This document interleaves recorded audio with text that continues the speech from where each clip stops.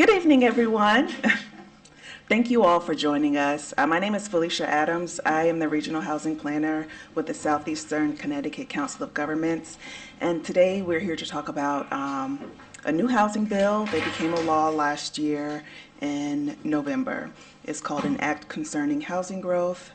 And we want to talk about our process at CCOG and how we want to work with municipalities to follow through on the steps that have been outlined in the legislation.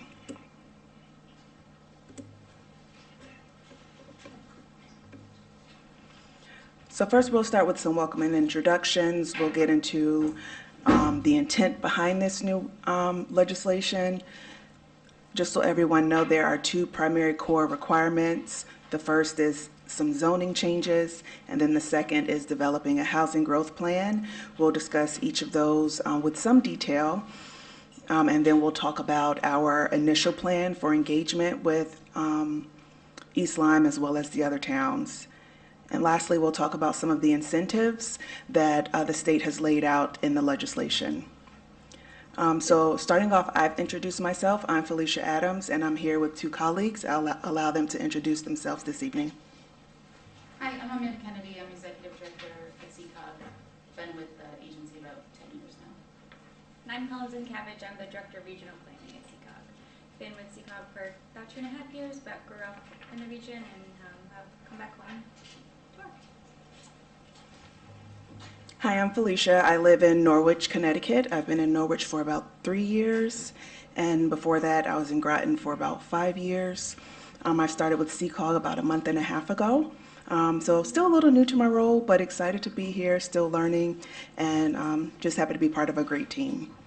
Also on the screen, you'll see other members of our team who are not here this evening, but they provide support in our office. So the first one is David Cook. He supports our IT work as well as GIS that supports our mapping capabilities.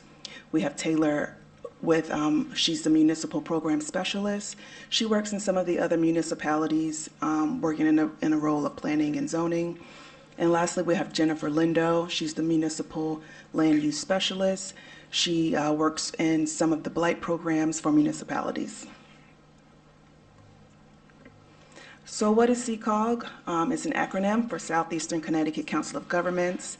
So we are a public agency, and we represent 22 towns, and that includes towns, cities, as well as boroughs that receive federal and state, well, we receive federal and state funds. The intent is to coordinate planning between the different municipalities.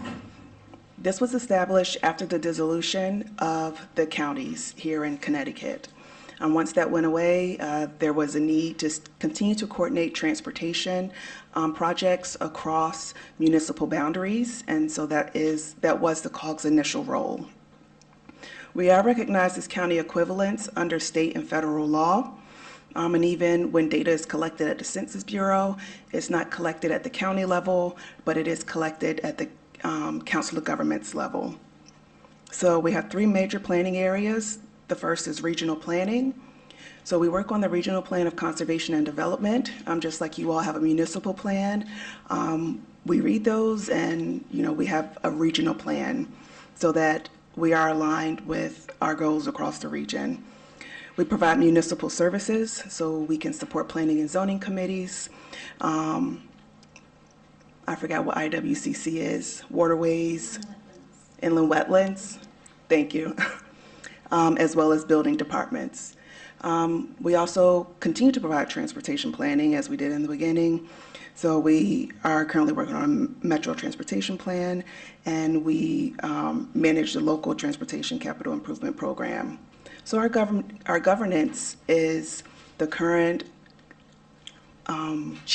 chief elected officials from each of the 22 member towns. We report to them, and we work collaboratively with the member municipalities. So just to be clear, we're not in a role of authority of the municipalities. We work together, we're here to support, and today we're here to kind of translate the language of this bill. And we will provide more details about how we work with the chief elected officials later on in the presentation, because they also have a role in working on the information in this new legislation. So have any of you ever attended another session on Public Act 25-1? Good. Well, if you haven't, that's okay.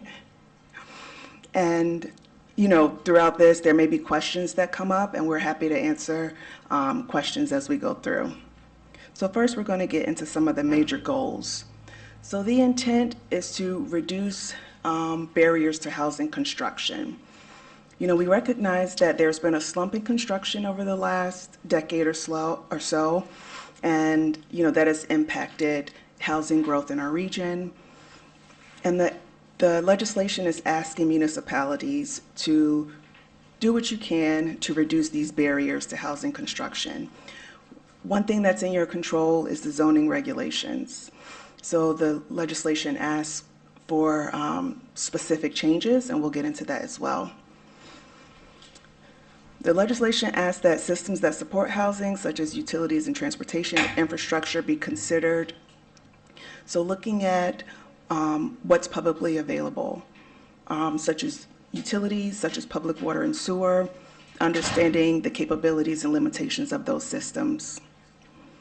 Additionally, the legislation outlines new incentive programs, new potential funding opportunities that we'll detail later on.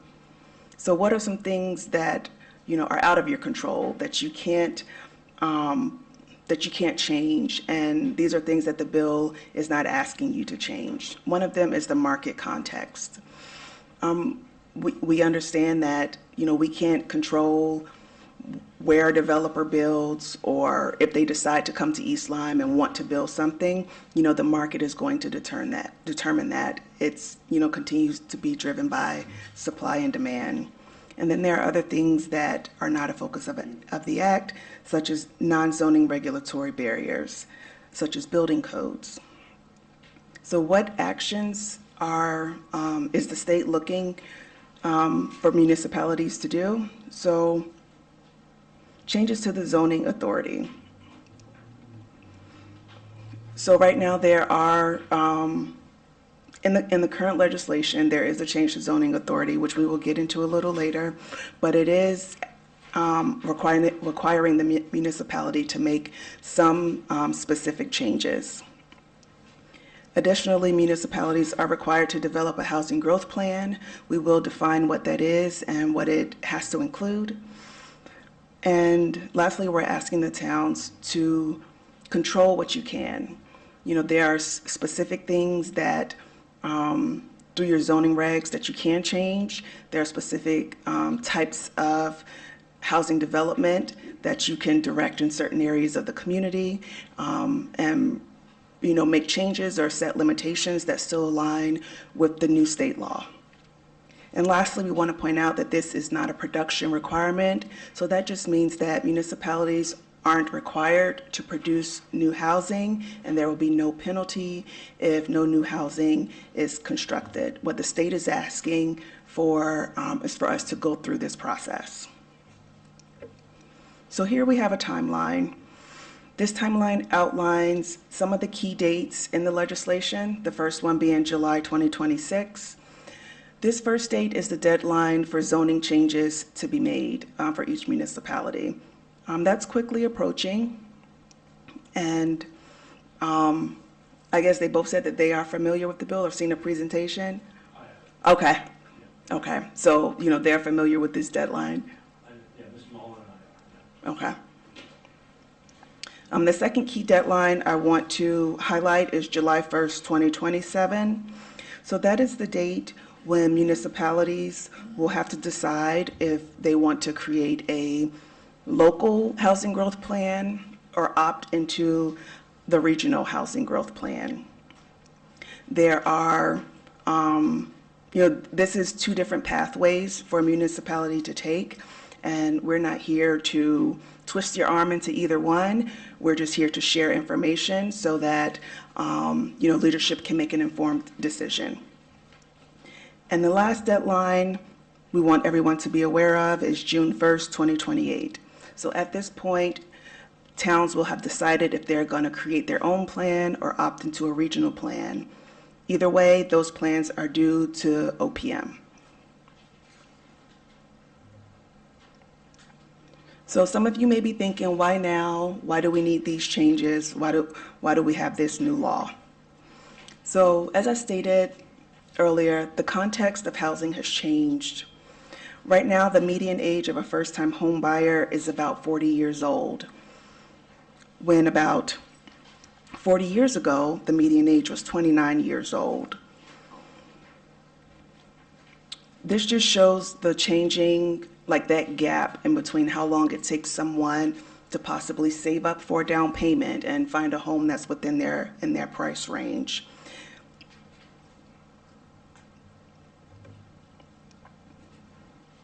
The next one is population and household change. So the blue line at the top is household change, and the orange line at the bottom is population change.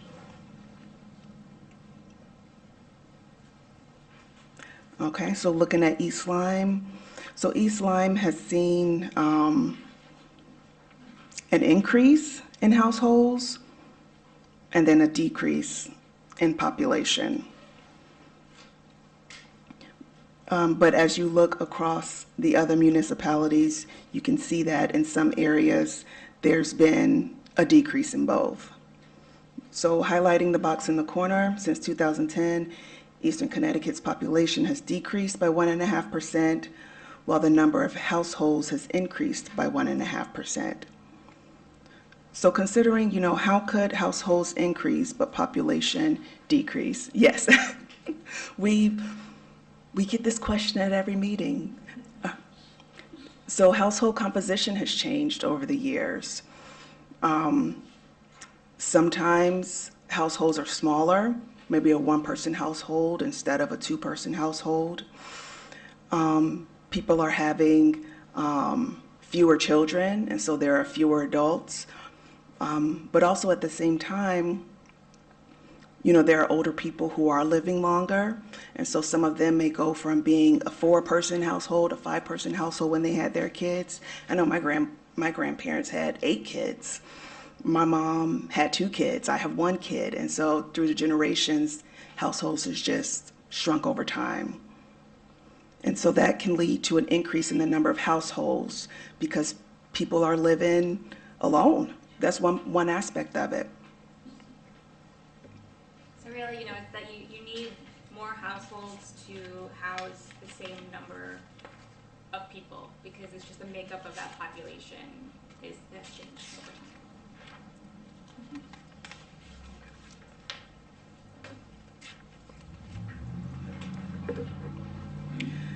time. This is a headline from Connecticut Public Radio. Connecticut's constrained housing market named the worst in the U.S. Lawmakers considering solutions. Well, why is it the worst in the U.S.? Well, we included this chart that shows Connecticut's active listing rate. So as you can see, throughout the U.S., active listings, that's the red line, they decreased and then they went back up. Well, Connecticut has stayed pretty low. It has not increased, and with there being so few listings on the market, that causes a lot of competition for the housing that is available. And that competition, that scarcity drives the cost up. And there are other factors that drive cost up and down, but that's just one of them. Additionally, the region builds roughly half as many homes annually compared to the early 2000s. And so as the number of households are growing, there are many homes that are just not being built compared to the last 25 years. And what does this mean for southeastern Connecticut? So the median single-family home price, inflation adjusted. So that's this chart here. So if we're looking at New London County, you can see that inflation plays a significant role in the cost, in the increase of housing costs over the years.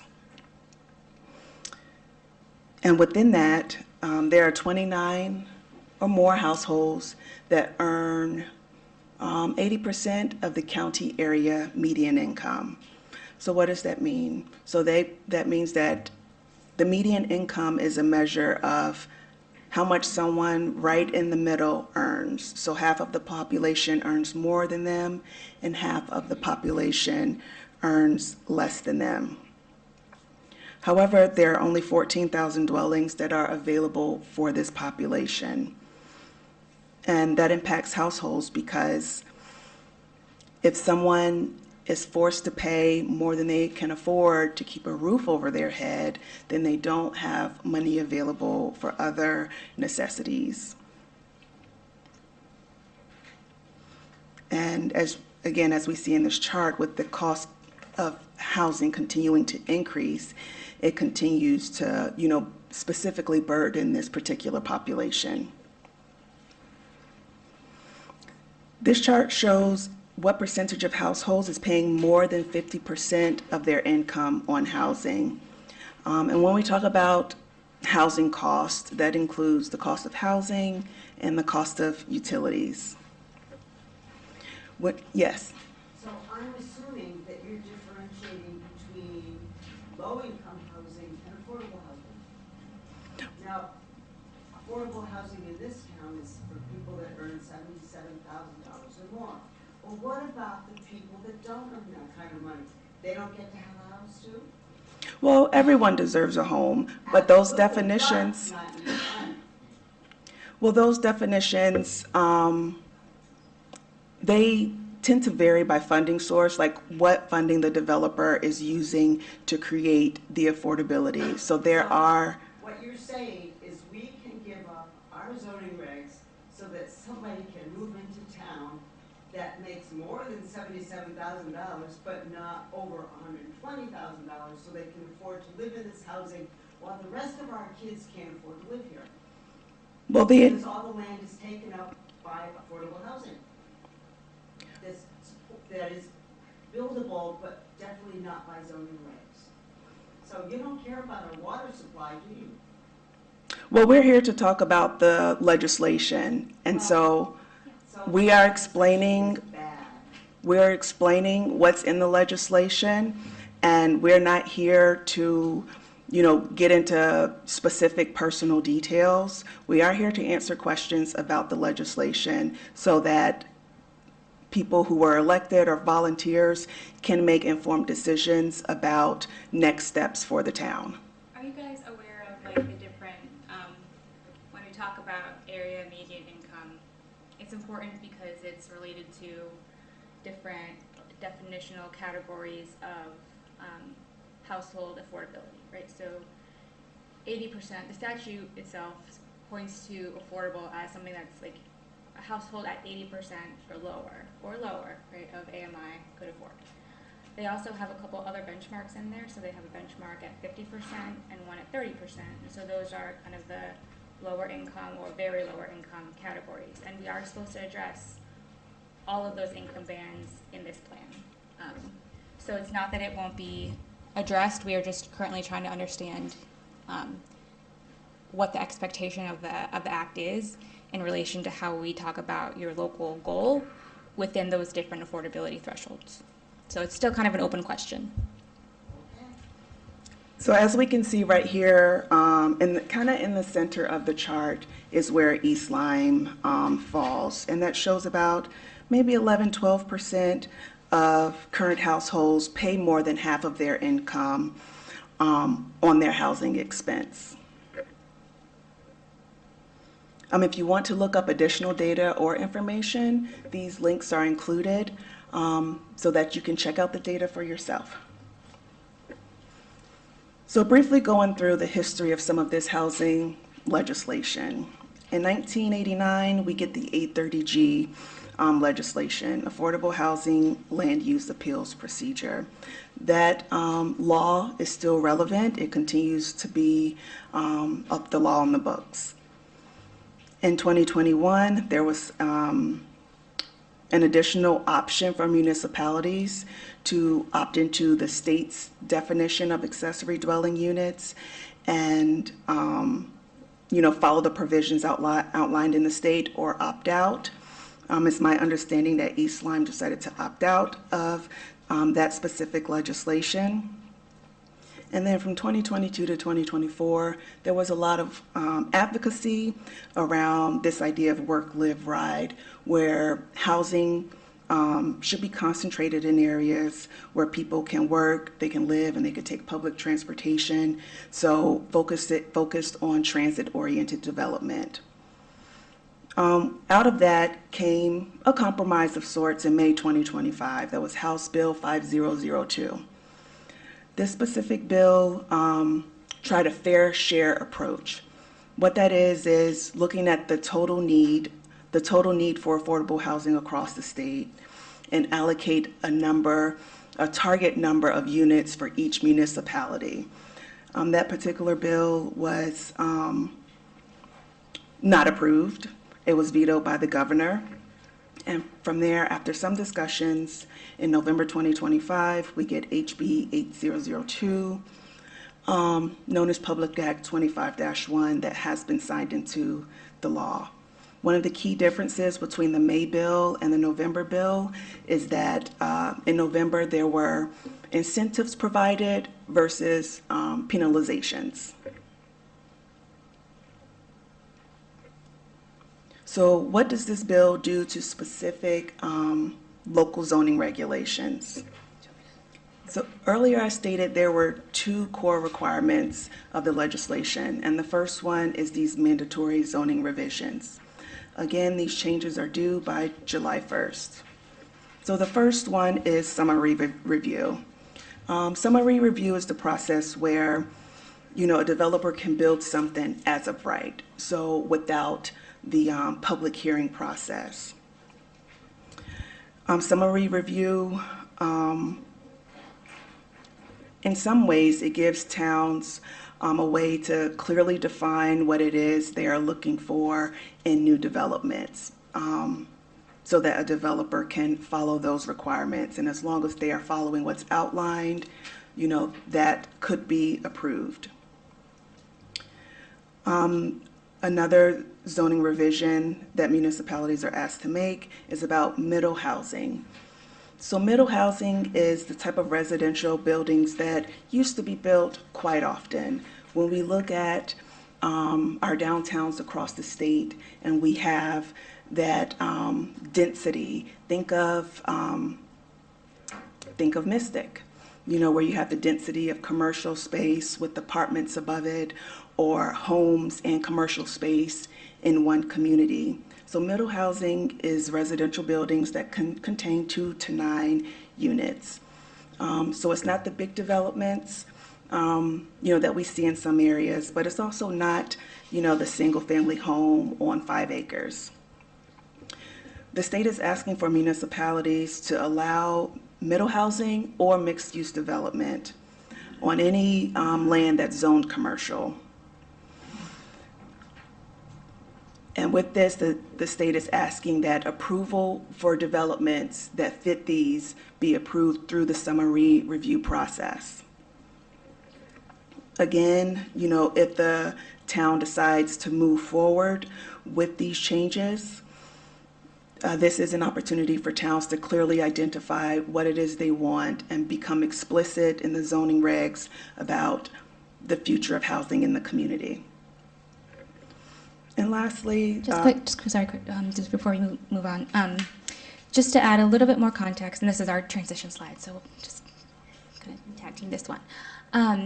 Summary review, it's like as of right, but it's a little bit different, and unfortunately, I think that the way that this is going to get clarified is through case law. Like, people are going to take an approach to this, and then someone might challenge it, and we're going to have to understand how the judicial system interprets these words in this act over time. But summary review has a little bit of a caveat. So it basically is as of right, like Felicia said, because there's not supposed to be any discretionary element. However, there is you can make a determination regarding substantial impacts to public health and safety of a potential application. So what does that mean? Like, what does that practically mean for a review process? Like, would you have your planner do the initial summary, kind of the review against the zoning regulations, and then have a discussion at the board? as to the health and safety impacts, but without a public hearing. Like, people are still very much thinking their way through that. I think every town is going to have to decide on an approach and adjust over time as case law clarifies the exact parameters of what summary review is supposed to entail. We attended this year our annual Connecticut Planners Convening not too long ago, and there was some pretty, there was good speakers describing their approach to some of this. It does sound like some towns are going the way of having really robust design standards. So because there's no discretion in this kind of review, being really articulate up front about if there are certain materials or certain kind of site layout options that you want to see, as long as it just needs to be objective, right? It's like, does an application meet the standard? Yes or no. It can't kind of be, oh, well, we kind of are thinking about how it fits into the community character. You can't have decisions based on just those generalities. It's kind of just very much like, if you have the standards in place, does it meet it? Yes, no, but you can have pretty robust standards. Okay, sorry, go ahead.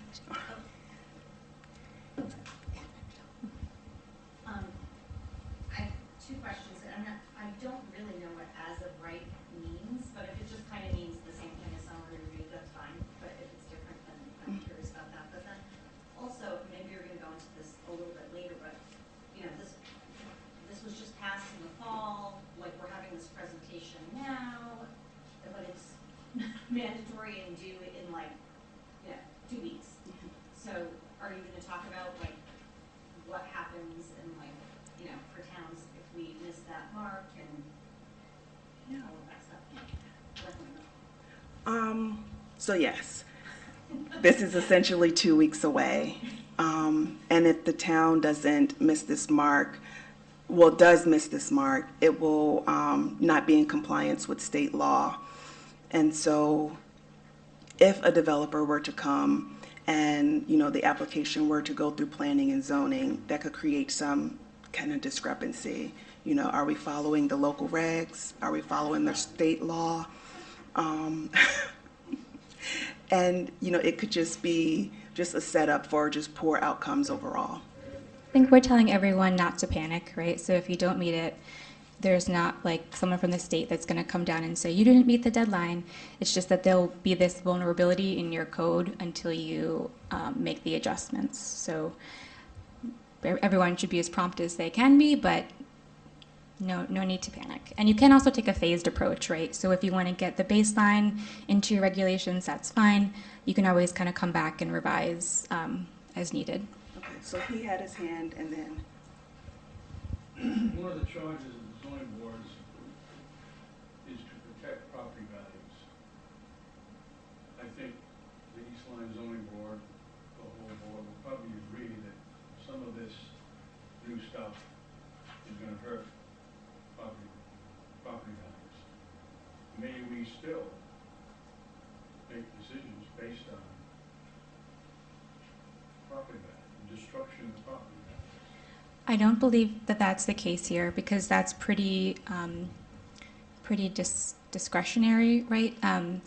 But if there are certain attributes that you think protect property values, right? So if you want middle housing that might be now in your commercial zone, to make sure it has a similar facade treatment to other buildings along that stretch. If you want it to fit into the community and in that way, ensure that if it looks like the current community, then why should it reduce property values, right? I would say if that's the concern, this might be a community where you do want to think about that, developing some design standards. Because when we say design standards, I think we're all used to, in Connecticut, codes that go into great detail about, setbacks from the road or the side yard or the frontage, the height, right? Those are kind of like the baseline bulk requirements.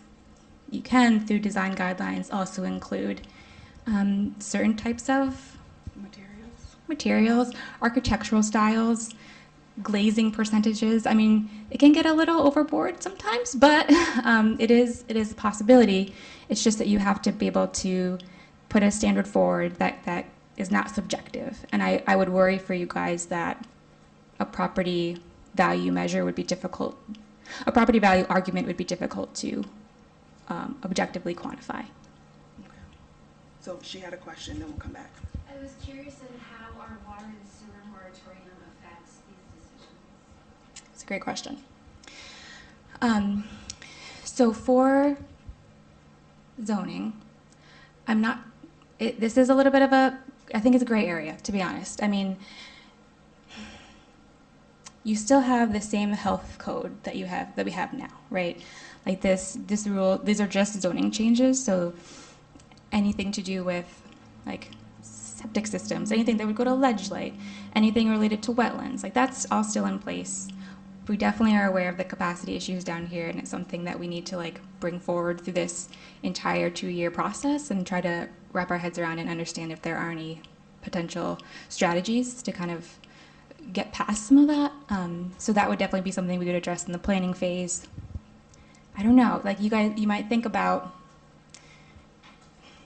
public health and safety related to that. This is where it just gets a little dicey though. You know, it's kind of like no one knows exactly where some of the lines are around summary review because it's so new. And so some I'm sure communities are going to take a bullish approach, and some will take a more conservative approach that's kind of more or less within or outside of the letter of the statute. So I don't think we can answer that question immediately, but we'll definitely know that there's that issue, and as we plan, we'll try to think that through. And just I'm always like scooting ahead in the presentation. So there's like 3 different segments of this whole process, and the 3rd segment is the actual municipal housing growth plan or municipal chapter in the regional housing growth plan. And part of the requirement of that plan is to explicitly discuss what investments need to be made in public infrastructure that would then enable that housing to be created. So this is really just looking at the zoning and putting aside in your mind the fact that these other elements would have to actually fall into place.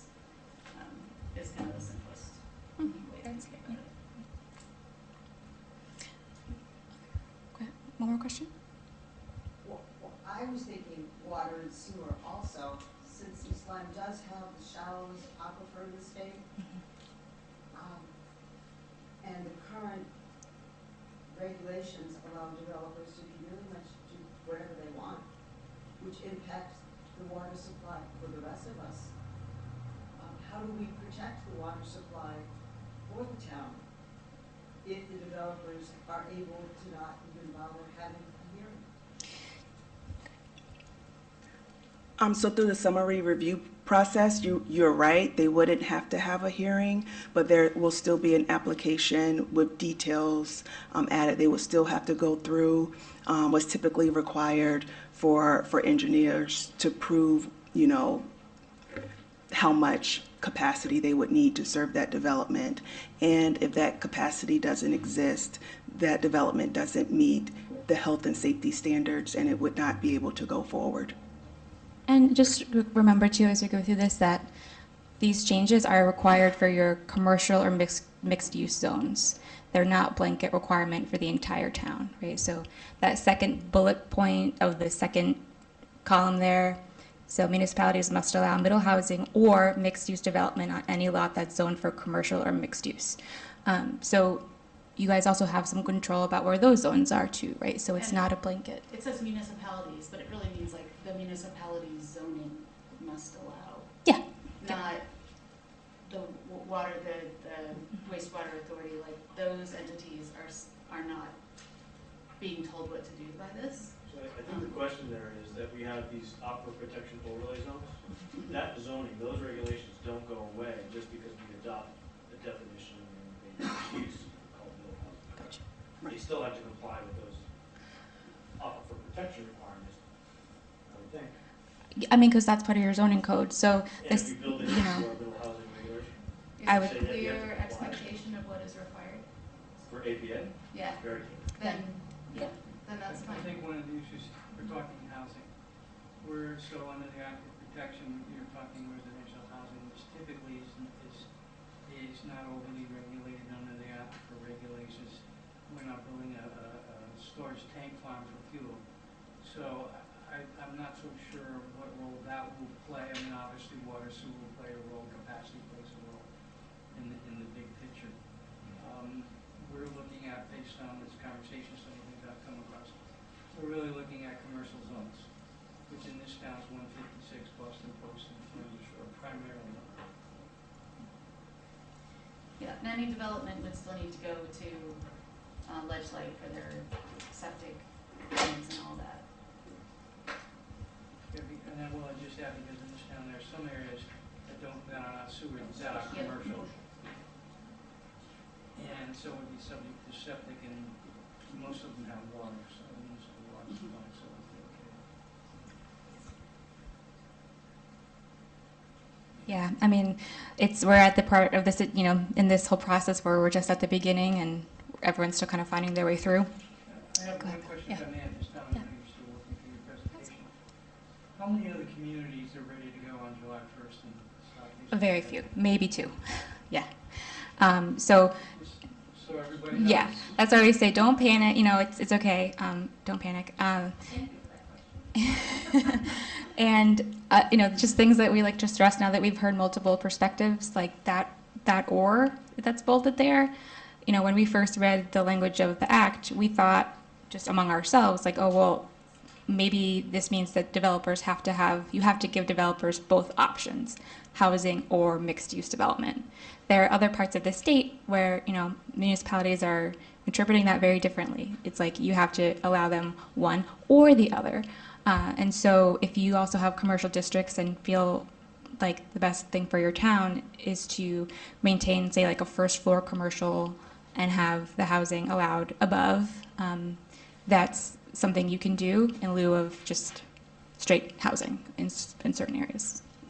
Or we don't know if you can do it, but that is an approach, I should say. So Bill, did you say that you had your town attorney in to do a presentation? He did a cursory presentation before the zoning commission early on. I think it might have been 10 weeks ago, when everything was relatively new and we were all just trying to digest it. And we were saying, what do you think? Yeah. Our office, tell us what you're seeing and thinking, what are our responsibilities that we need to discharge as a community, and how do we make that approach? And obviously, they were just as naive as the rest of us. Yeah, because a lot of this is interpretation, and I'm just encouraging you to be consistent with what your town attorneys recommend. So in the end, we have all learned that the town attorney tells us something, he's the one that defends us. Yeah, So I'm listening whether I agree with him or not. Yep. So I did see a hand over here. Yes. Yes, under summary review, anytime I see some legislation going into effect that does not require a public hearing, my antenna goes up.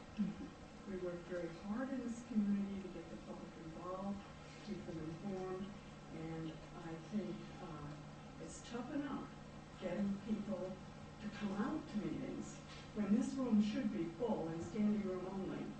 And to say that we're going to exempt public hearings, I think that is a major mistake.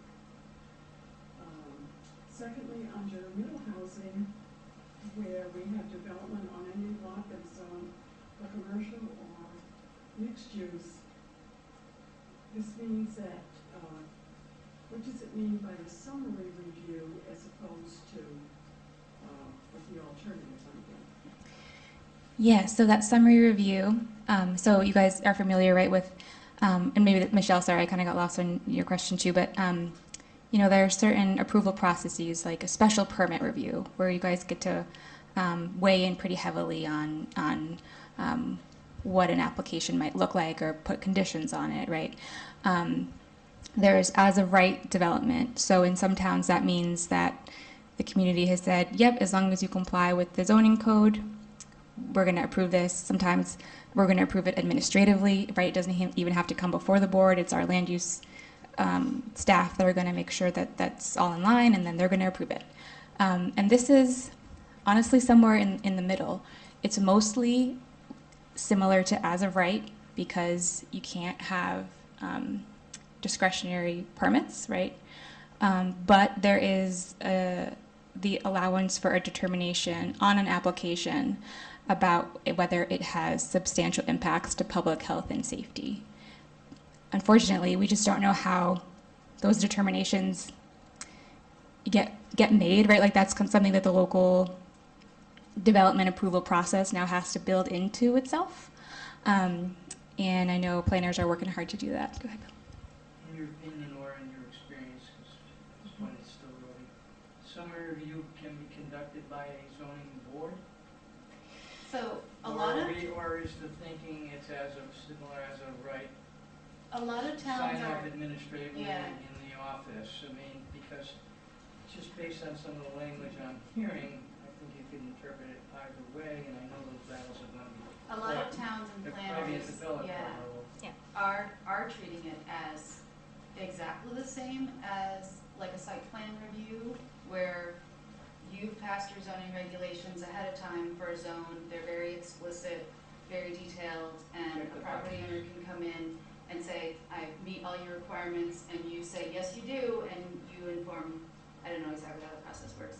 I think we all think that that language about the health and safety, if you just followed that process, you might open yourself up to challenges later on by 30G, we do that all day long. various, so I have yet to see a draft of a process that's like really well laid out that kind of addresses this. Yeah, so. We've seen drafts that are more like site plan, but then, Site plan before the zoning board, as in sort of essentially a commercial site plan. right, like you could still talk about it. Commercial activity would go to the zoning commission where they would check. But I the guess, boxes. I mean, it is, so I do want to, 830G is a totally separate Right. thing, but it is kind of similar in that you would only be able to reject an 830G if I think the wording is harm. What is the wording for it? Harm to public, Public health, safety. which exceeds the need for affordable housing. Yes. So it's kind of a similar, like it has to be a pretty high benchmark. Right. But who and when that gets decided is the question. There was a draft recently. To share my view based on this conversation as I've started putting it together, I find in the more controversial types of applications, it's better to have a collective board making those decisions, unless it's purely 1 through 10 check the boxes, and it's very clear and precise. And then administratively and at staff level, that's easily done. A lot of towns, I think, are feeling that way. So we reviewed a reg recently where it's basically site plan review. Then they come before the board to discuss maybe that public health and safety component. But the reg just says very specifically, but we cannot open for public hearing. Yeah, pretty clear. I think everybody's in agreement on that. So, I just have two more. Okay, she's gonna yield to me. Isn't that nice? She's such a good person. Okay, under parking, municipalities cannot require a minimum number of parking spaces. We don't want to be like a city where you try to drive down the roads and there's cars parked all over the place on the sides of roads. I also think that when a property we're worried about our water and sewer, drainage, and I just don't think that this is a good idea to be able to have projects come in and then where are you gonna park the vehicles? And then my last comment is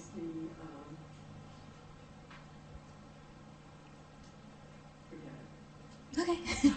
I'm going to hold that because Felicia didn't get to speak to the parking bullets yet. But was there a question that wasn't quite I related to? just Yeah. was curious if there was a stronger definition under public health and safety and what those requirements were. There is not. Yeah. And the water supplies, I've been here over almost 50 years, and we used to have good water, and now you watch the pamphlets that come out on the water, and it's like they've had to go 2, 3, 4 times to the state to approve higher doses of chemicals put into our water. So the more building that's going on, the poorer quality of our city water flowing according to the pamphlets that they send us. Gotcha. yeah. Never mind. Yeah. Yeah, and that's a problem even kind of like just generally, right? Not even just directly related to this. act, it's a reason why, in a lot of times, a lot of places we advocate for something called low impact development. So it's certain ways to design a site where you're making sure, your water infiltration isn't like running off, and there are ways to mitigate for that. But I would say it's a broad problem, not directly connected to the act, I guess. Yeah. They bypassed the buildings go through. Like Stop and Shop, for example, was one of the waterways that they said, oh, well, by the building and, the tar parking lots and Yep. things on the watersheds. It's like, and then someone else they denied. So how, it doesn't make sense to me that in this town, it's like, who they're denying, who they're, letting go through. Is the Stop and Shop a newer development, or is it pretty old? No, but I'm just Yeah. using that Okay. as an Yeah. example. Yep. I see. Yep. When that was built, it was, Yep. they're allowing to eliminate that watershed. Yep. I know we're having to claw ourselves out of a lot of previous decades where there wasn't as much known about those impacts, and where things were built in the floodway, and things are better regulated now. But yeah, there's a lot we have to undo. So just to briefly touch on parking, thank you for bringing that up. So one of the barriers that the state has recognized to creating more housing options is the is a minimum number of parking spaces. And so this legislation is asking for municipalities to not have a minimum number of parking spaces, except for developments that have 17 or more units. Realistically, I don't want to say realistically, typically a developer wants people to come and live in those homes. And when people are looking at homes or looking for an apartment, they recognize that they need somewhere to park. And so, there has to be this balance. Developers will typically do a market assessment that helps them to understand the needs of the community, what parking limitations already exist, and again, with the site plan, how many spaces can fit on a site. So even though, this is saying a municipality can't set a minimum, that doesn't mean a developer won't come in and need to have a minimum because of the market context. There's also this option to create a traffic mitigation district. And this is a specific area where there are parking minimums would exist. I'm just curious, have you come across any situations where as of right is way outdated? Can you say a little bit more about that? I just was curious, have you come across many situations where as of right zoning is outdated? I don't think I have. I think when we're talking about some of those watershed impacts, or the negative stuff that development can bring, those are usually sometimes they're somewhat addressed in zoning regulations these days by where the building is put on a lot, the buffer that it has to have from certain waterways. We try to regulate better in those circumstances while still allowing development to satisfy housing need. So there's multiple layers of, I think, protection these days from the health district, from other entities.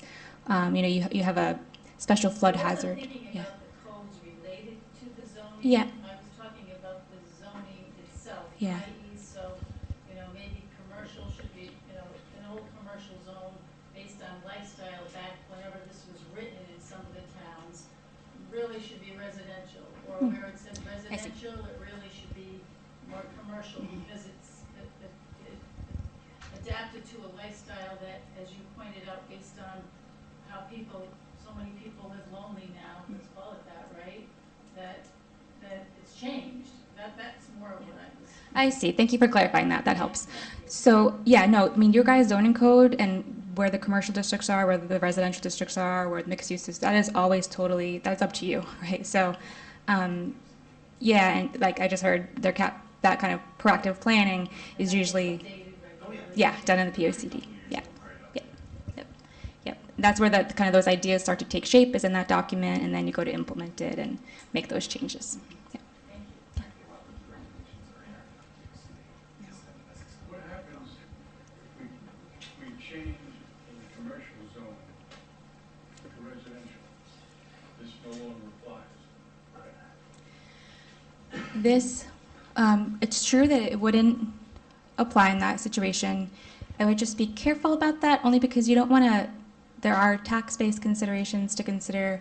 I don't think any town wants to then put all of the burden on residential taxpayers, right? So I think that's why people are really looking at that or part of that equation right there, so that if you want to kind of retain some commercial, your commercial districts, while still meeting the letter of the law, you can opt for the mixed use route. I don't know. I think it's maybe a slippery fiscal slope to start. Of course, you Yeah. answered the question, so Yeah. it would not apply to residential. This statute, this part of the statute only applies to commercial and mixed use zones. Yeah. You mentioned, sorry, you mentioned a traffic mitigation plan. What's that? A traffic mitigation district. So a municipality can set aside 8% of their land to be included in this traffic mitigation district. Or it could be like 4% areas, but the total is no more than 8%. And the idea behind this is that, there are some areas where traffic should and needs to be mitigated. So one community that comes to mind is certain areas of Stonington Borough.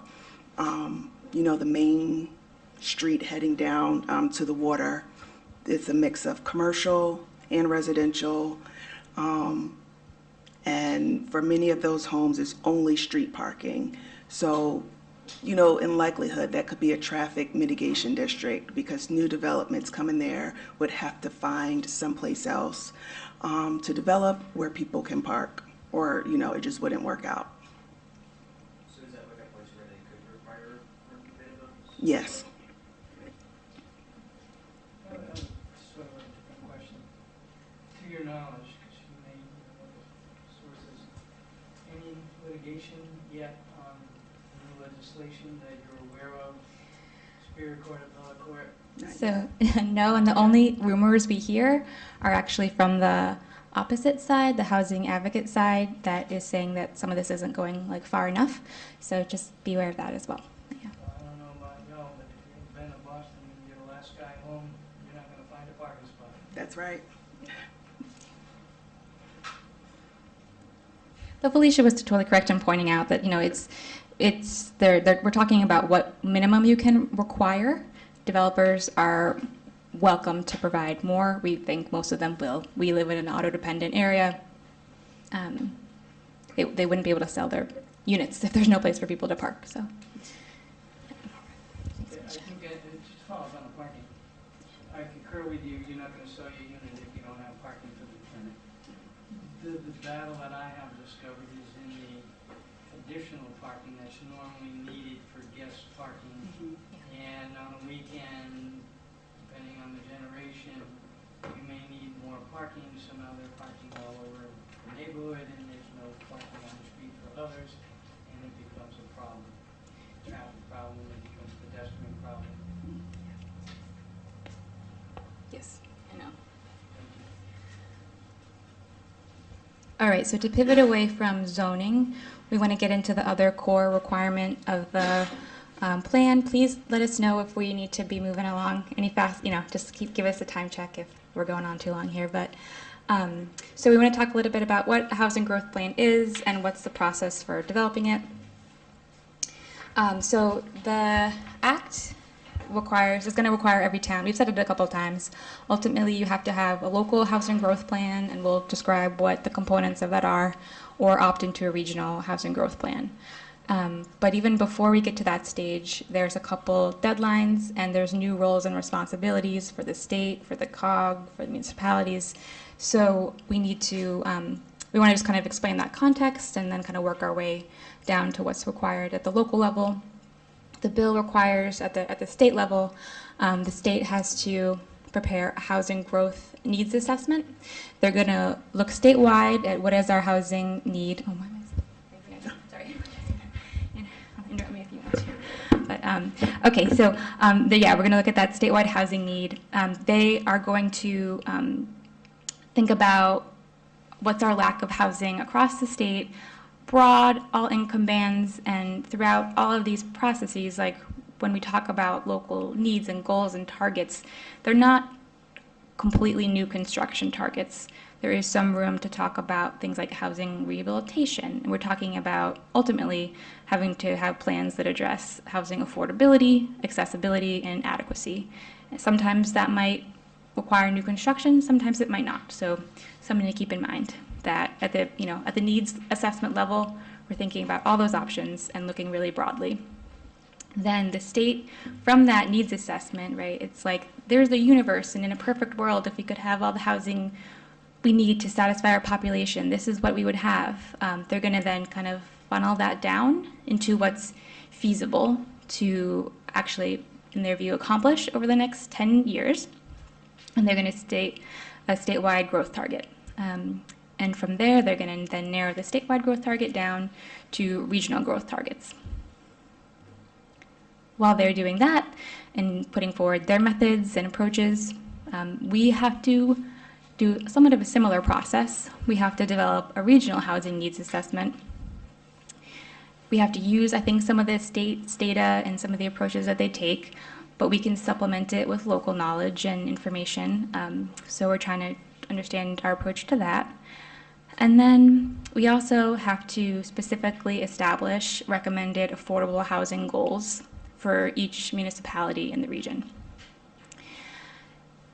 There's a couple requirements for us in doing that process, and just to explain, when I say us, there's people, there's the staff here that's working on the affordable goal recommendations, but we're also working in partnership with some of our chief elected officials to make sure that we're have an elected point of view in this as well, and I'll talk about that a little bit more.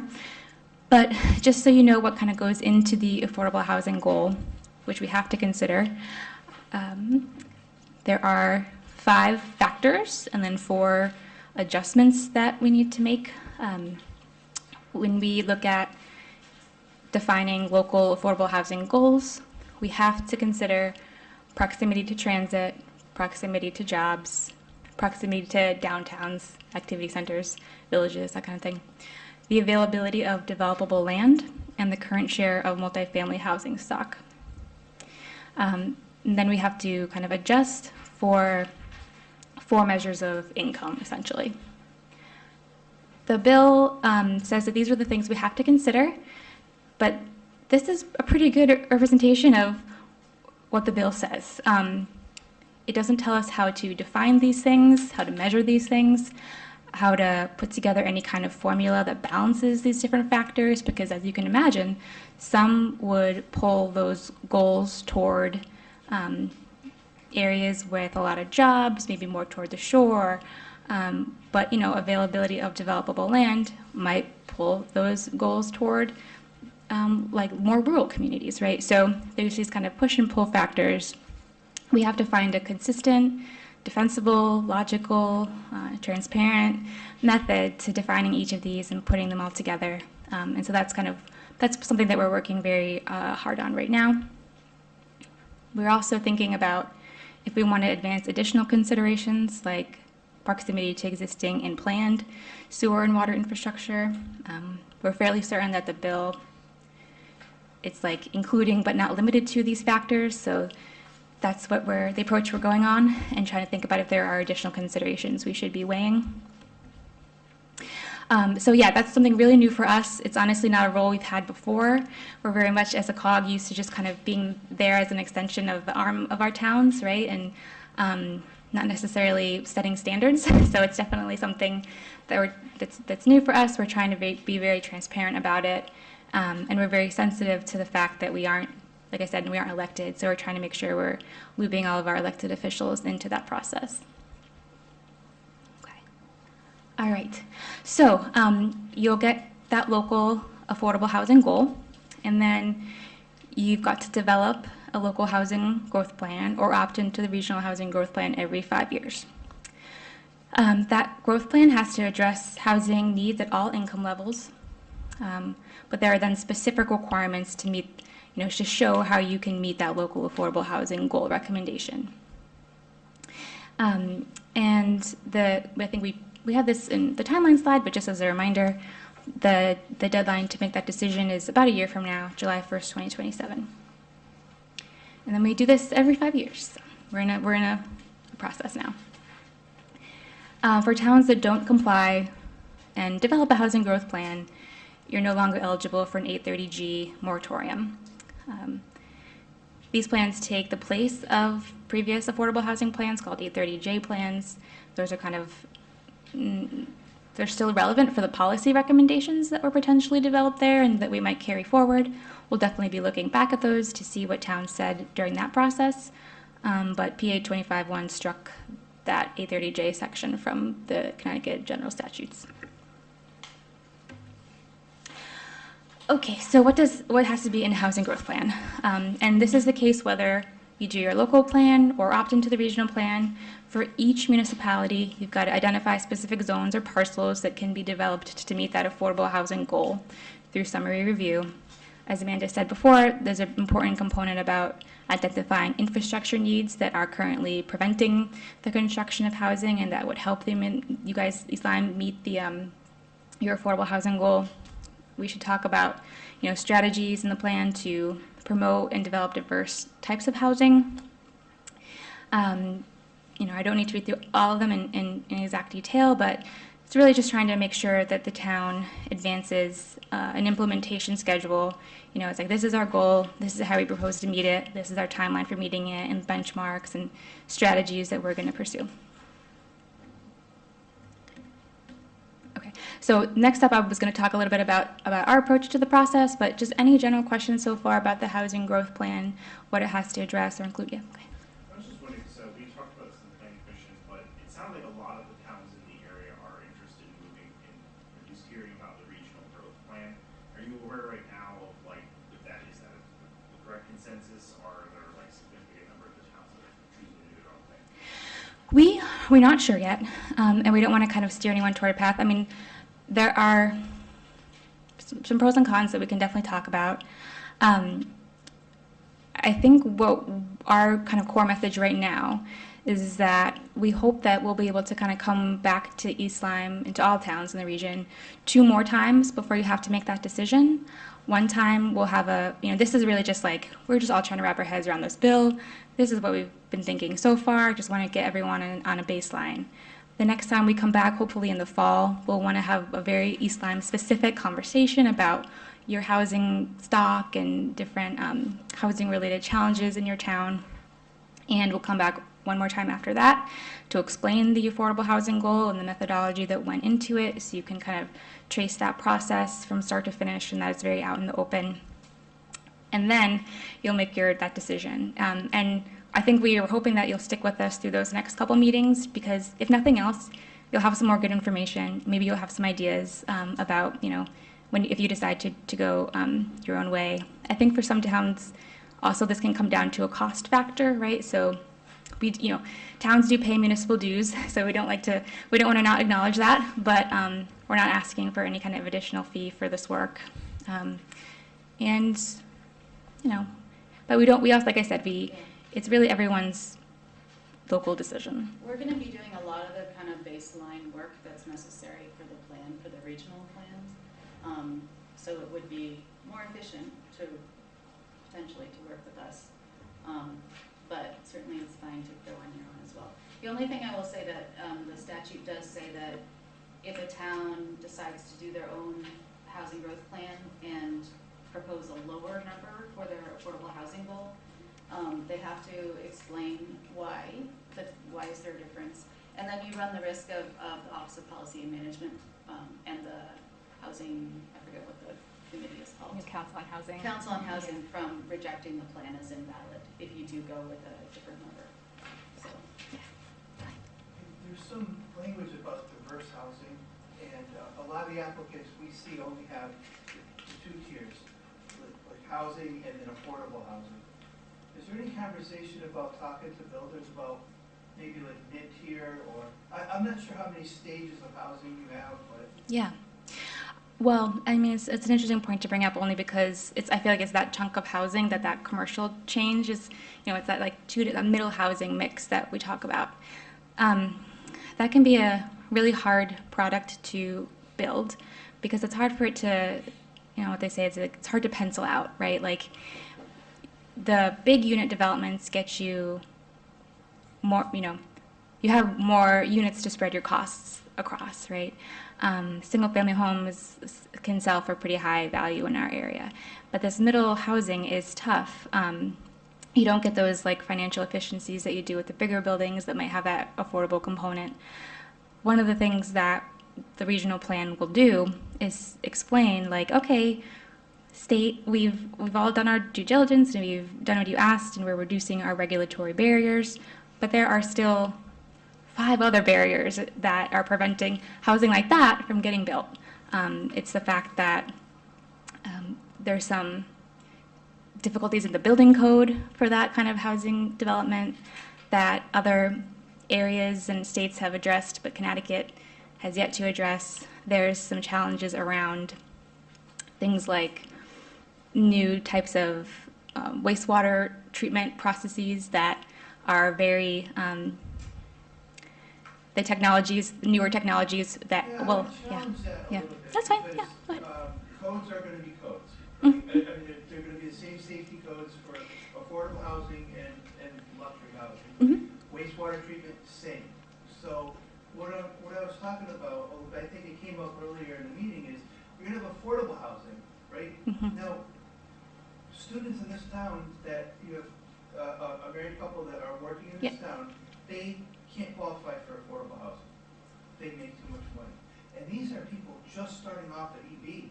These are your mid-20 people, right? so you're asking about a diversity of like income Well, level it's in affordability. the language here where it says a diverse types of housing units. So that language is actually speaking more specifically to the form of the housing, so like single-family, multifamily, condo, townhouse, Yeah. not the income level.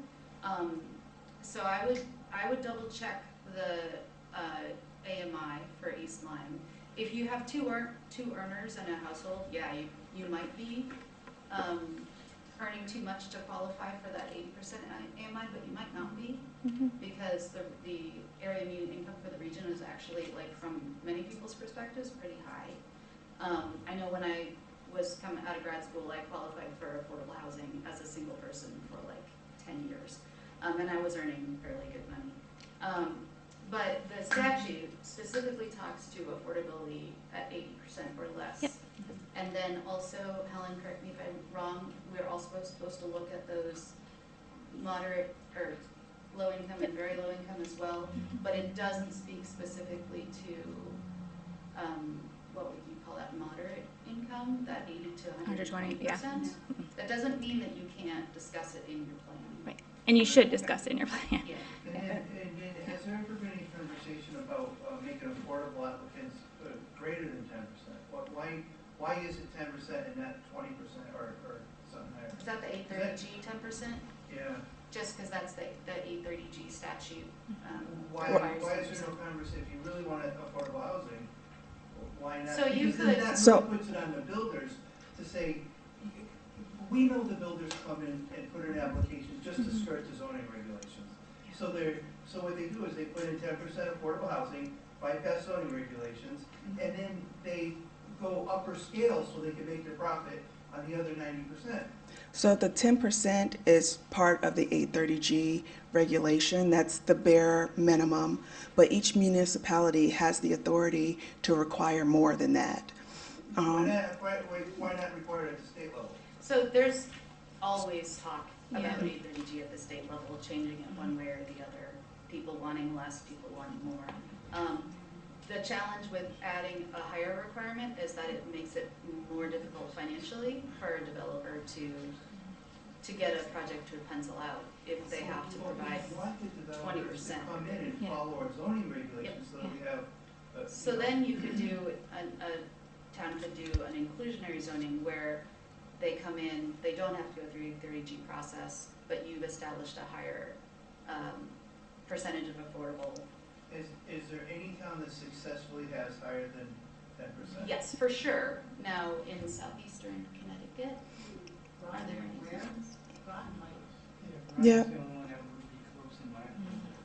So, what, In I'm terms of sorry, their inclusionary zoning So, requirements. are I'm you- not sure about that. are you saying that the housing stock, you need to have 10% affordable to be on the affordable housing appeals list? Or are you No, saying what that the I'm saying set is that aside?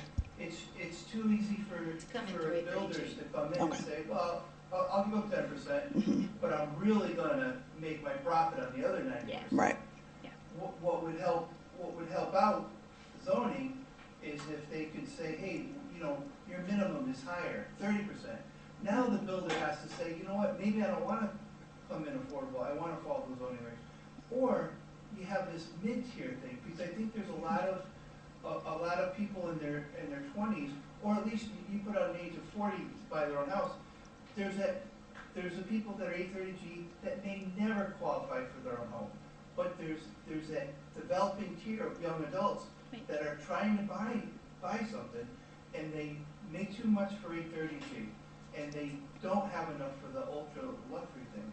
So I'm just wondering if there's any conversation along that line. So- But I haven't heard it, so. So- oh, go ahead. The statute does include, or maybe it was last year, some additional first-time homebuyer support. Mhm. There are towns that do, like a town has a down payment assistance program for first-time homebuyers. There are ways to support homeownership that are outside of this process. Yeah. So I'm sorry, he had his hand up, and then I'll come back to this just side. Just one thing. So, but I do just want to clarify, and thank you guys for, steering the conversation the way that answered that question. But those other things that I brought up, they really actually, they're not the same, and they do matter for the different unit counts, right? Like once you're over 3 stories, which is not that many units, like you're going from the residential building code to the commercial building, and those things are very different. Same thing with like the deep regulations and the way they hit that middle housing that might be more naturally affordable, right? To like have those duplexes, triplexes, those just don't get built a lot because they have so many more challenges than a single family home and they can't recoup. So as part of this process, we also want to like show the state and people who can like make new programs, bring in new resources, that there are other barriers, and zoning may be one, but we need to address multiple barriers. And we do have a plan to meet with National Association of Home Builders, is that who it is? To start participating in their meetings to understand some of the challenges they're currently seeing in the market and potential factors they're trying to, figure out to make these types of developments pencil out. You had a question? No, I think I was just looking at the 830G thing. And from my understanding, at least just reading very briefly here, I think if a town has more than 10% of its housing stock as affordable, or if they have under 10%, then they are subject to the 830G, which means that at least 30% of a development's units have to be made affordable if they want to use, or if the developer wants to use this 830G thing. I don't know if that's right. So, and right now, correct, thank you. and right now, East Lyme is at 6.39% affordable. So, can you repeat that number? 6.39. I just wanted to build on what Mr. Lisco was saying, and not only median housing or affordable housing for younger 20-somethings, but also I think as a town and as a COG, we need to think about older, either singles or couples that have aged out of their homes and want an affordable option to remain in the town, but don't necessarily want their larger homes as well.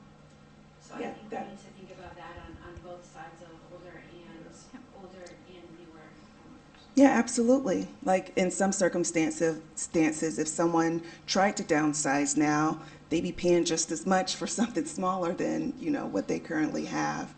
But yes, that needs to be part of the discussion. We know we live in an area, that is aging.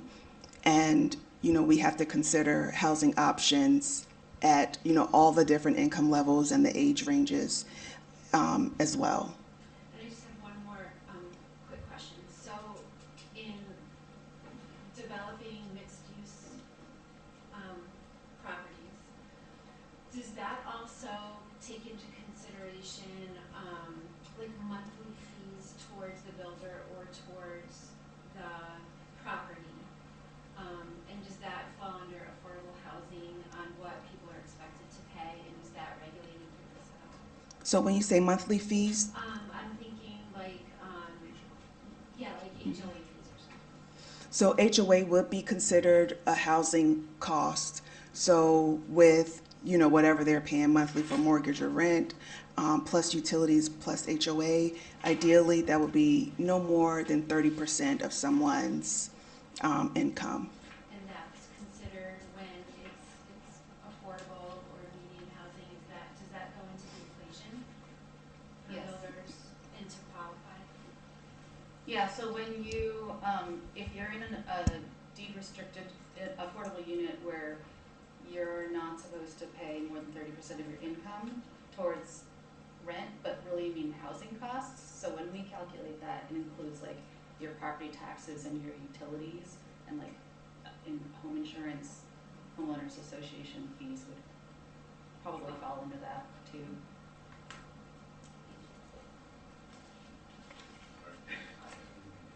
So I just want to say, because like, I don't mean to kind of confuse you here, but I'm just going to say, like, we can say on this one, and I don't mean to have this, I just know there's been a lot of questions. The states that are doing better at getting this exact kind of like, I guess we call it middle income kind of housing built, are the ones that are changing their building codes to do that. I've sat down with the developers, I've seen these ones, they say the number one thing that prevents them from building that kind of housing is the regulations. And it's not really state regulations, it's our local regulations Zoning. that do that. There's all these things that go through it. I mean, there's a lot of ways through a housing growth plan that we could find a way to be able to get it. And I guess that's kind of what I asked about this one, is because I just fear that we get back to this and it's gonna say, hey, this is the best way to build this kind of housing. And we're gonna come back to it and council's like, no, we don't wanna do that because I don't know.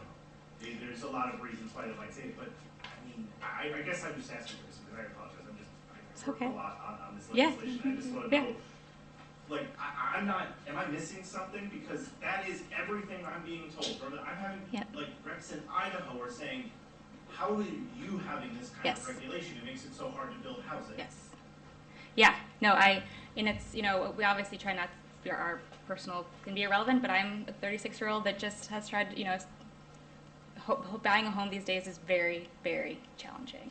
And I think that there's maybe a segment of the population that has had maybe their mortgage paid for a while, they've built all that equity, and it's really hard to communicate how difficult it is. But you guys probably have family that are going through something very similar. So we need to do something for people to help alleviate this crisis. If we want our kids to be able to stay in our towns, our seniors to be able to downsize, when we have to do that while still respecting some of the environmental issues that have been brought up.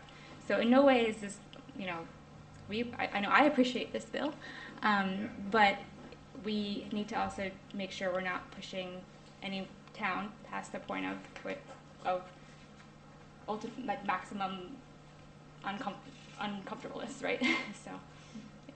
I'm sorry, just to follow up on that one. I know one of the ones that was also talked about by advocates on this was basically the idea of more direct building. I believe that we had something considered at one point that, forgive me, Gary, correct me, but it was the incentivized housing units, and basically the town's taking more direct role in trying to get the specific kind of housing built. And I've heard about in other states, allegedly, and certainly overseas, of them essentially just building it themselves and then selling it or running it themselves. And historically, that used to happen a lot more. But are there any towns or cogs that you think are considering that for their housing growth plan? Well, Or Well, There are local housing authorities, but it sounds like maybe you're talking about something I guess a I'm little talking about different. like either using those or like an incentivized housing to essentially build that kind of, either through a developer or through themselves. There's lots of things you can do, I and will, we can I talk will about them. interrupt you to note Yeah. that East Lyme did adopt incentive housing zones Yeah. some time ago Yeah. when the state was sponsoring that, they owed us $200,000, they stiffed us and gave us 20 grand and walked away. Interesting. And so that left a bad taste for many people involved in land use in East Lyme at the time, and monetary issues occurred. We adopted Yeah, I'm not really talking about the, sorry, I'm not really talking, because I'm aware of that, and that was really the problem. I more meant like going forward, is that Sure. something that they're? We do want two things real quick. Real quick.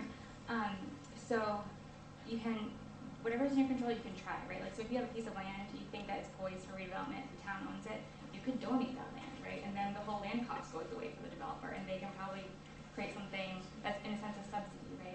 Other towns are thinking about ways that they can, you can kind of set like a temporary tax freeze, right? So for the first 5 years, the taxes stay as if there wasn't new development, and then at a certain point in time, it turns, but then at least it gives the developer that grace period to like make more of their investment back quicker, and then they're able to kind of enter that normal fiscal cycle. So there's different approaches that can be taken at the local level, and that would all go into that housing growth plan. You would like make your definitive policies and then implement. and then in the legislation, there's also opportunities for the local housing authority to develop more. Additionally, through this legislation, the State Department of Housing is now also a housing authority that can, attract funds and, build housing in the community. But you were going to add I was something? just gonna, but as far as, it sounds like you're aware that while those are options, you're not aware of any of the cogs that, like. So I know of 3 towns in our region that in the recent past have pursued thinking about opportunities to develop town-owned land or to offer tax abatements. One of the 3, I think, is still proceeding apace. The other 2 hit roadblocks that had to do with, public sentiment being against the idea or the market not supporting the development as it was planned. Does this apply to industrial zones? Our understanding is that zoning piece does not apply to industrial. It's commercial or mixed use. That's the interpretation that seems to be standard, is that industrial is not the same as commercial. And then I'll come to you. The housing growth plans, so we can opt in to the regional plan or do our own. But if we do our own, is there, like, what is the tracking obligation? Like, how is the tracking of it managed? Is that on town staff? And then if we choose to buy into the regional plan, then do we not need to worry about that? So I think you'll have to worry about it either way, because ultimately, like, the people who are local are seeing the applications come in. But I think you have to report annually. But I think something we would try to do is have a pretty standard reporting form so people know the information that they need to be collecting, and we could even do things like checking in on a more than annual basis to start to prompt people to gather those numbers and that information. One thing that I think we haven't mentioned yet is the actual adoption of the plan by the town happens by the 2 different entities, the planning commission and the chief executive officer. Yep. Who's usually the first selectman or mayor. So it's gonna come to both of those spots before it can be submitted to the estimated. And then you have a question? Is the housing growth plan, so let's say East Lyme adopts it in it, I don't know, it complies or whatever. Does the town have to follow that growth plan, or like, is it binding? Like, let's say that, I don't know if this would even be feasible, but let's say we're a part of the housing growth plan, but let's say that the town said that we want to expand, I don't know, the sewer, and we're going to expand the sewer into this area by this date, and then the town doesn't do that. Does that, like, how does the binding actually work, or is it not binding? Like, I'm curious. So I think it's mainly non-binding. You want to show that you're making progress, right? And so, like, when the state, they've been pretty clear that if you apply for a special funding source, that is for people who have a housing growth plan. They're not gonna just check that you have the plan, they're gonna check that you've actually been working toward the action items. But, you know, if like a millions of dollar investment like in sewer is needed that doesn't end up coming to pass, there's no, the town's not gonna get penalized. You know, but definitely like making those zoning changes that you need to meet the affordable housing goal, or selecting that town-owned site that you wanna market for development, those are the kinds of things that they're gonna wanna see progress on. So on that note, someone brought up before that maybe you could just, as an overview or briefly touch on some of the pros and cons of one plan versus the other, opting in or not opting in, or that would be great. Sure, yeah, let me, some of it's in here. So the regional plan format, it's something that we have done before, right? So we've used regional plans pretty frequently. We find a lot of like efficiencies, kind of what like Amanda was saying. We are able to go gather all the data for the region, for each town. That way we're able to kind of like spit out results really quickly and consistently from town to town. We're able to think about cross-boundary issues. And so we kind of put a lot of that in the body of the plan. And then each jurisdiction that participates has its local chapter. And so that local chapter is still something that you guys control. Like we would come to the town, we would work on that with you, it would be driven by your preferences. You know, we have to meet what's in the statute, but we want to meet it in your way, right? So we would still have that local approach, but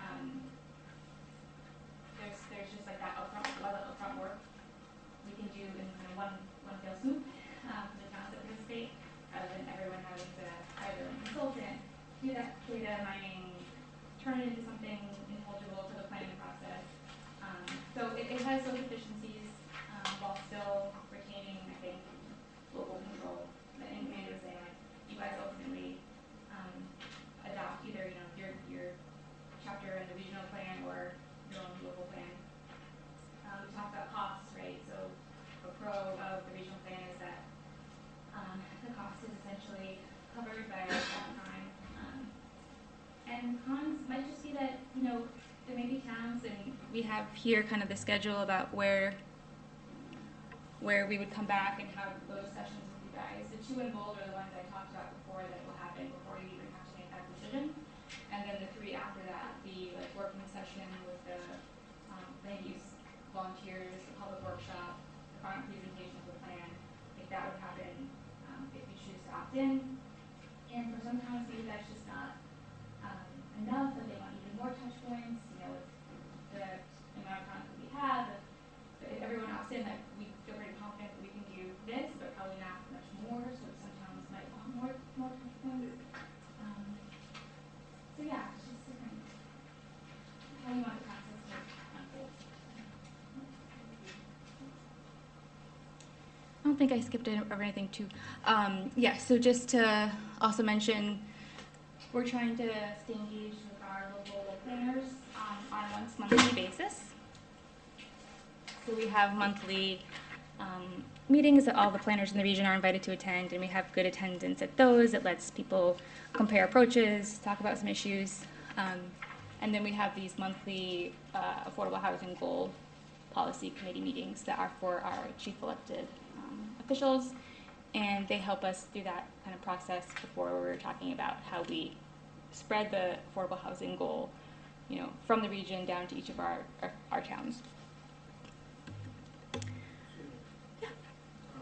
regional planning meetings, I inquired about that maybe a couple Yeah. months ago, and you guys said you don't do it anymore. Yeah, those are just for the planners. So that last slide, I thought it showed that you did it. Yeah, it's different things. So the monthly planners meetings is our meeting with all the municipal planners in our region, and it's on like a Thursday, Wednesday morning. The regional planning commission you're asking about, we had convened on like a quarterly basis for years and years, and we have not been staffing that for the last probably 2 years, and maybe we won't ever, but I think we have our hands full right now with this process, so we just elected not to restart that. So the fourth Wednesday, that first one? That's for Gary, and Bill. Yeah. That's our way to check in with the town's staff all at once.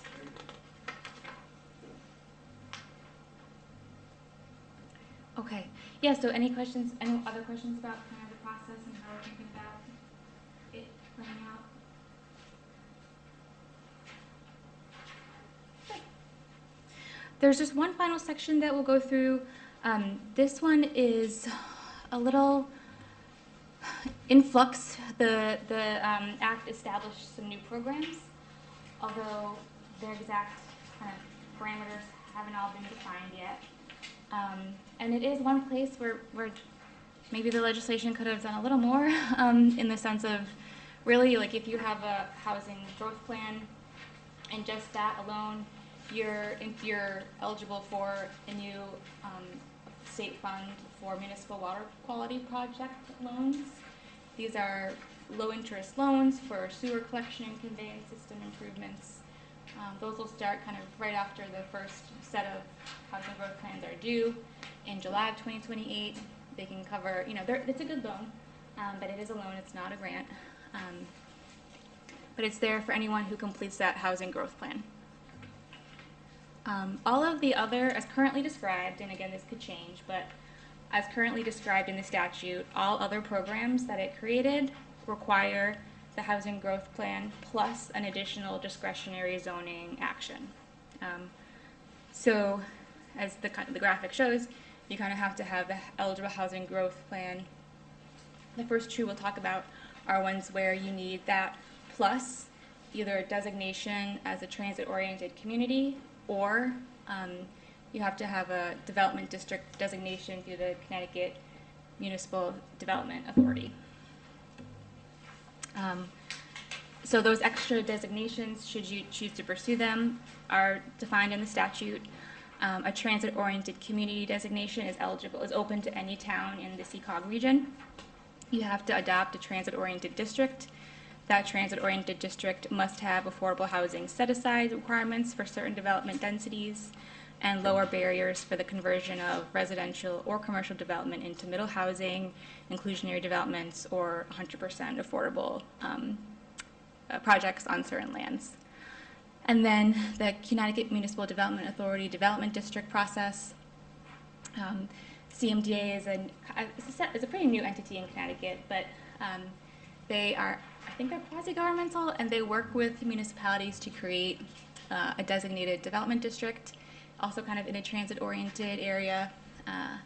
They have planning sessions and audit your zoning code to help understand if that district allows for additional housing development.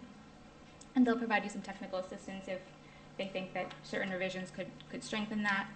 You have that development district designated and then have an MOA with CMDA. So if you have your housing growth plan and you take either of those two actions, you are eligible for the new Housing Growth Grant Program. And so that is a grant that funds costs related to the construction, improvement, or expansion of public infrastructure that would support new dwellings, so water, sewer, roads, transit, all of that. And then you also are eligible for increased funding for school building projects. The local Board of Ed in those communities, when you seek reimbursement for school building projects, you'll receive an extra 5 reimbursement percentage points. And it's probably worth mentioning that CMDA itself can help towns get access to funding through bond commission. Yeah. They just released their first 19 million this spring through their new Can we program. concurrent, like, can we finish our housing growth plan and then add it on 6 months later, or does it all kind of have to be? No, you can take those actions Oh. later. But I understand, but you need the housing growth plan plus those actions. Yes. In order to qualify for any of those incentives. For those That's two, the first one. yeah, except for the loan program. Yeah. Is it the one? Yeah. And then there are just some, like, a little bit more niche incentives, but there's one that you guys might want to take a look at in particular. So there's a new priority housing development zone, but maybe not. It sounds like maybe there's some history, but we'll leave that aside. There's a priority housing development zone that is kind of structured similarly to the incentive housing zones of the past. You have to take a minimum of 10% of your developable land area, allow for these kind of minimum densities by development type. And if you do that, you can have a lower threshold for achieving an 830G moratorium. It would require at that point only 65 points versus 75 points, and that just gives those communities a little bit of a leg up on the moratorium process. And then another specific zoning change you could consider is, if you adopt widespread kind of commercial conversions that allow for the conversion of any commercial building into residential development via summary review, then you have a leg up on DECD Grayfield Revitalization Program funding. Okay, yeah, so those could change over time. Again, those are pretty new, but that's, as we read the statute language, that's how we understand them. Are you aware, is there any effort that you're aware of the legislative level to create an opt-out for some of these very small towns in Southeast and all over Connecticut that don't have the infrastructure to support increased density to the point where traffic becomes a problem? I mean, we all in East Lyme are having a problem with traffic now, obviously, with the bridge construction project. But also, the Gold Star Bridge is a problem. I go to North Tuesday nights, it's a 2-hour drive back. It's 15 minutes to go.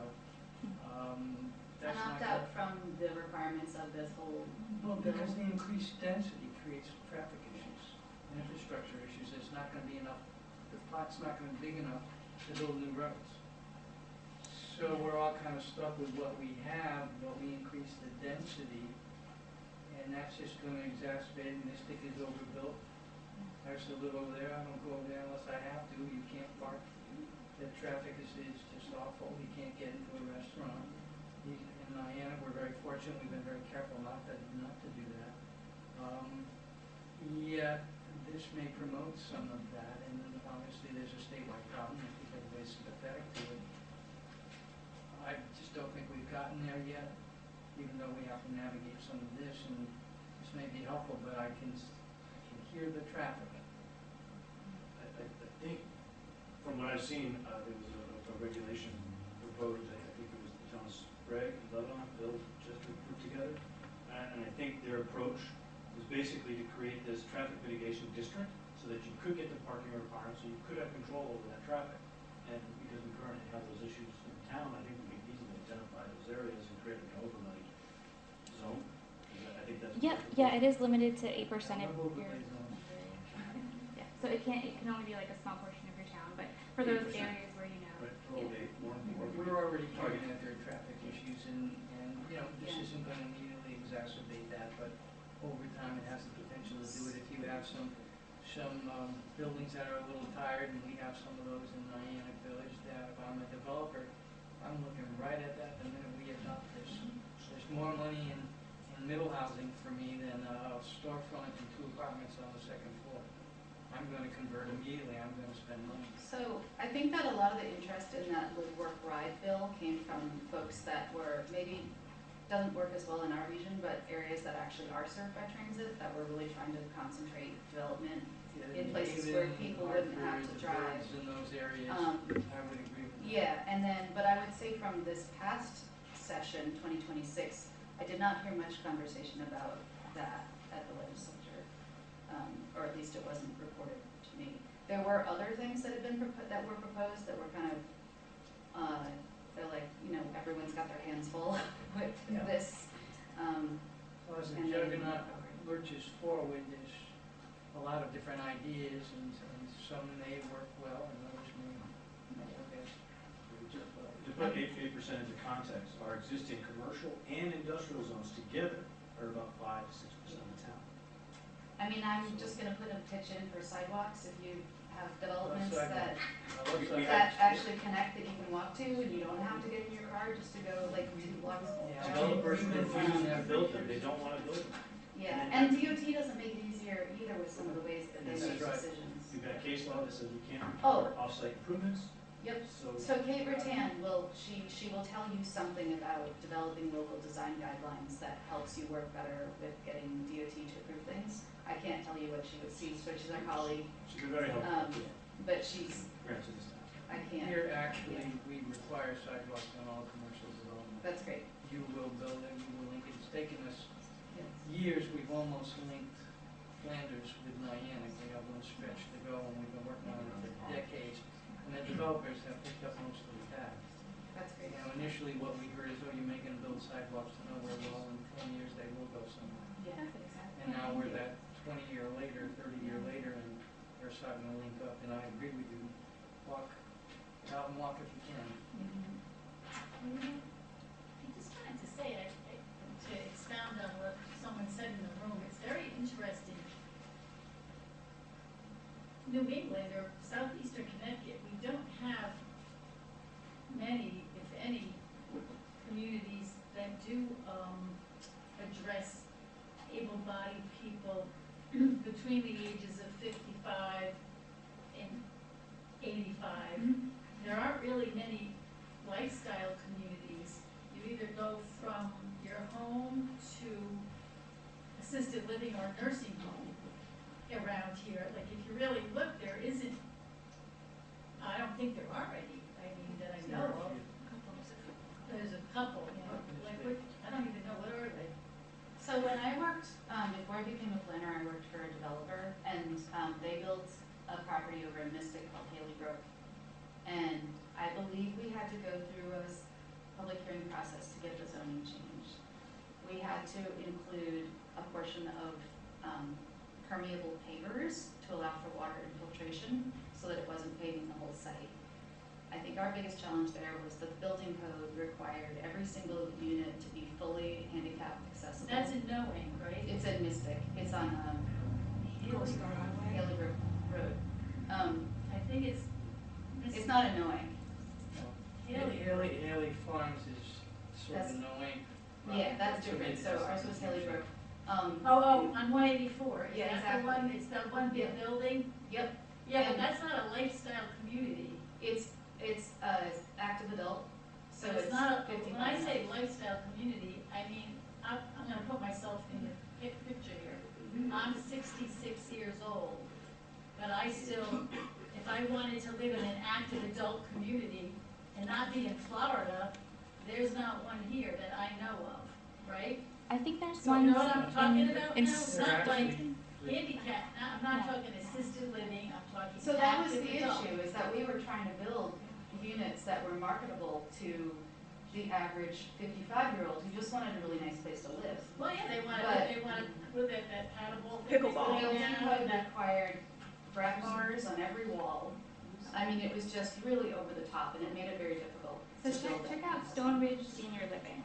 I know Stonebridge Okay. well. Would you say that's kind of what you're thinking? Well, they're congregate, they have a couple that they sold in a U shape there that were condos. They're building congregate, big buildings, Yes. but there's not a lot of, active adult, more like Ivy on Great Neck Road, you know, but with amenities, right? Bigger with amenities, with Yeah.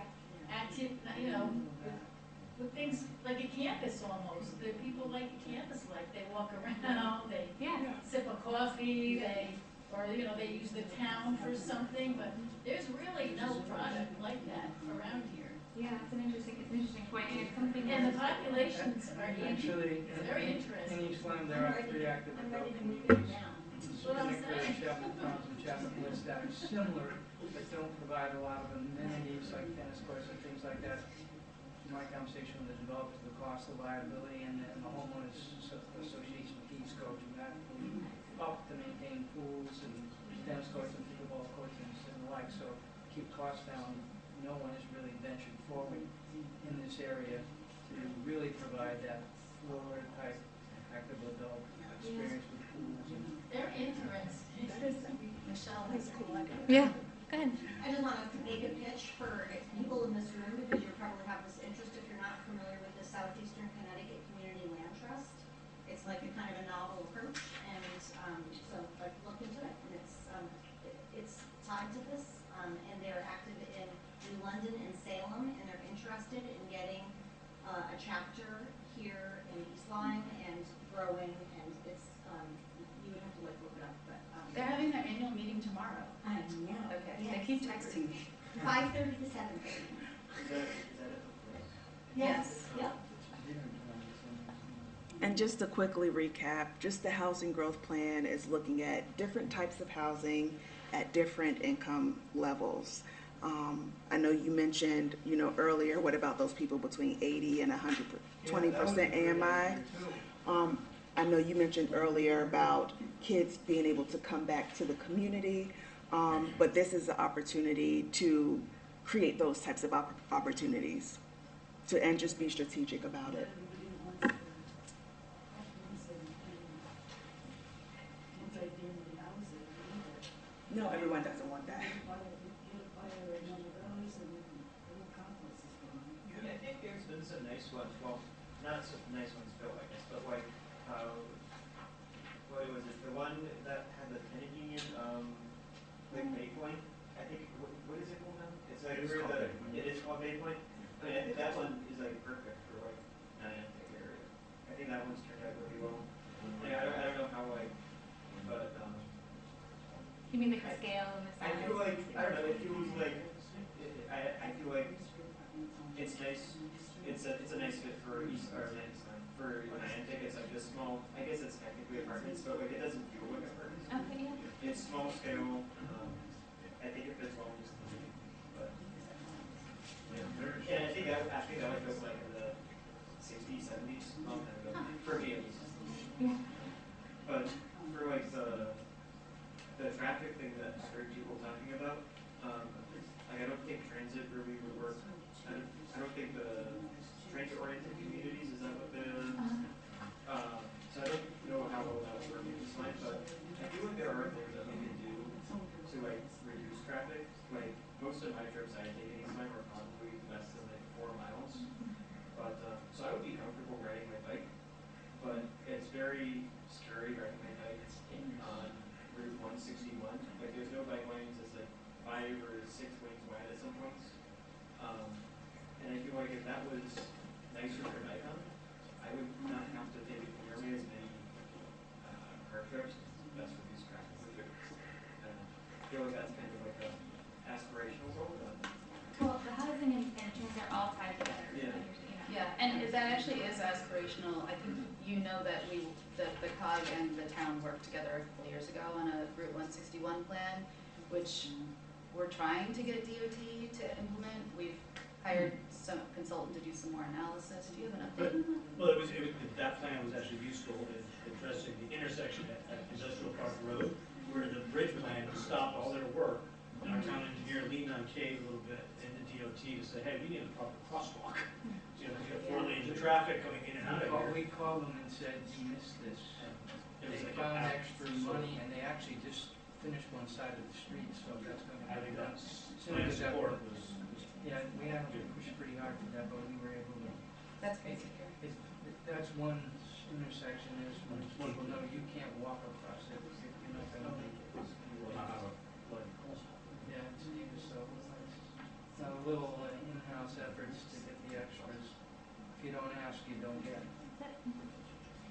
So hopefully, oh, go ahead. Oh, just, I was curious if there's been any conversation about private equity corporations coming in. And, I mean, this is a big issue, why we're having. Yeah, no, there's definitely conversations about that at the state level. I'm not sure any concrete action has been taken yet, although this bill, one thing it did also include was, I guess, landlords were able to use this kind of like digital software that would really rapidly understand the fluctuations in the rental market, and so they were almost kind of able to use it to like Collude with price each fix. other.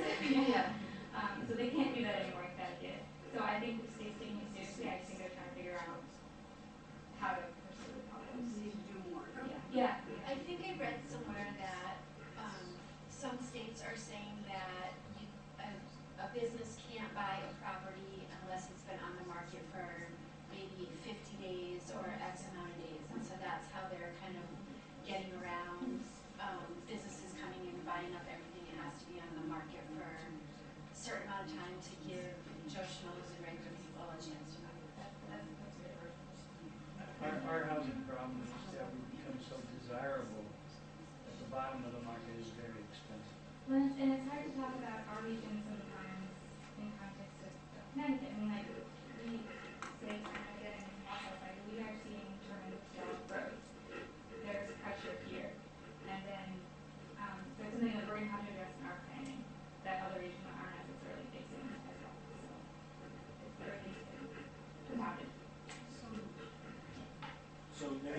exceptions of, you know, so one of the things that I have actually been a proponent of was accessory units within existing single family, so long as they don't change the character of the neighborhood. So similar to an ADU, but obviously you still comply with all that single family residential requirement. The other community that I'm working in, right, they might have some of these things out there. I know we have several in town that exist. If those units, right, they're not deed restricted affordable, so you get zero credit, but they're being rented, let's say, at affordable rates. How does that be addressed? Or is there a way to address it?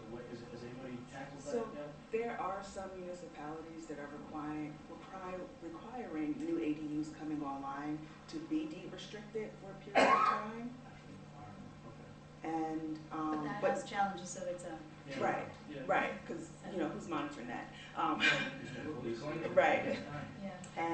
And there are other communities where there is this naturally occurring affordable housing that's been in the community for 30 years that's not deed restricted, and so they don't get credit for that. But either. it may not be affordable, even though it's lower cost, it may still not be affordable to people. Based on their. So, you know, it's all, there's a lot of But semantics. that's solve a housing issue. I just know for posterity that as of 2025, the equity report from Data Havens, the median household income here in East Lyme is 107,667, up from 106,996 from 2001. So what is it, 107? 107,667. City data in 2023 said our median household income was 115,300, which was 20.5% higher than Connecticut's 91,665. The HUD data has it for the region at like 110? Is that what this one 111. says? 111? Yeah. So, that's for the whole area. One of the other things, I don't know if this ended up in this agreement, you might know about this, like, wasn't there something about like a landlord registry or a database that didn't pass? No, it did not pass. Okay, but there was like this bill that was supposed to basically, I guess, you might do this, whatever, keep track of who the landlords are, or out-of-state landlords, or commonly, I guess, the private equity people. Local zoning board, I believe, has actually proposed something like that for themselves, but the state was trying to get their own version. Unfortunately, that did not, remind you, because it was co-sponsored, not end up getting completion. I think that would have been very helpful. I don't know if it would have really played into the housing growth model, but it would have been helpful for towns. See, it's still a housing issue, but it wouldn't have created, it wouldn't have really, I guess, changed anything in the construction. Well, although it hasn't passed at the state level, I know the city of Hartford, they do require landlords to participate in training and register with the city before they are allowed, before they can get a certificate of occupancy. Thank you guys so much for coming and doing Thank this. you again. Do you Thank think you. you'll want to have us back in the fall to talk